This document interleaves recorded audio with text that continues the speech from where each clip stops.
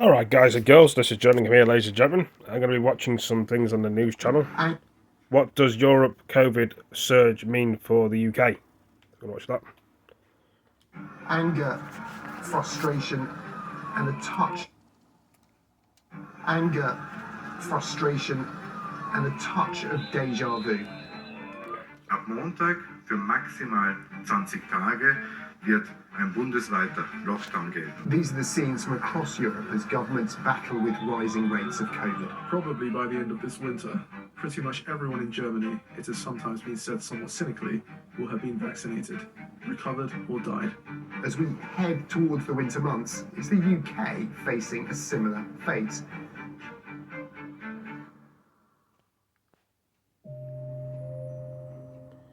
Why is Europe case numbers in the Netherlands here in dark blue, Austria in grey, and light blue Germany is now about level with the UK, but cases are rising fast. These steep curves are a problem. Cases are not just rising in these European countries, they're shooting upwards. Large numbers of people getting infected at the same time means extra pressure on health services, which are already stretched during the winter months anyway. The combination of that means more people are likely to die. One of the main reasons the surge is happening is vaccination rates. Studies are showing that getting vaccinated makes you less likely to not only get COVID-19, but also to die from it.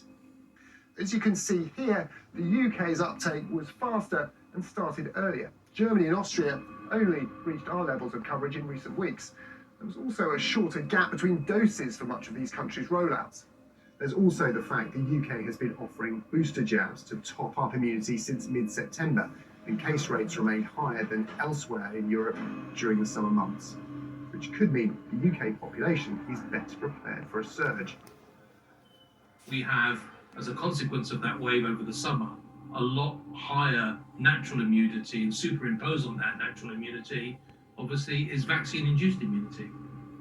There's certainly evidence for that. Look at COVID antibodies in 16 to 24-year-olds in England, up at around 96%. Yet only 84% have had at least one dose of the vaccine. Compelling evidence of natural infection topping up vaccine protection. In Austria, some rather controversial schemes were set up to entice people to get jabbed, with one brothel offering free vouchers. Finde ich voll in Ordnung, weil wir dadurch sicher eine höhere Durchimpfungsrate erreichen werden. But with case rates continuing to rise, the government has now passed a law to make vaccination mandatory from next February. They're also back into a full lockdown. Germany and the Netherlands are imposing new restrictions to control their own rates. Several other European countries have done the same. But it's been nearly 2 years since the word COVID entered our vocabularies, and many are simply fed up.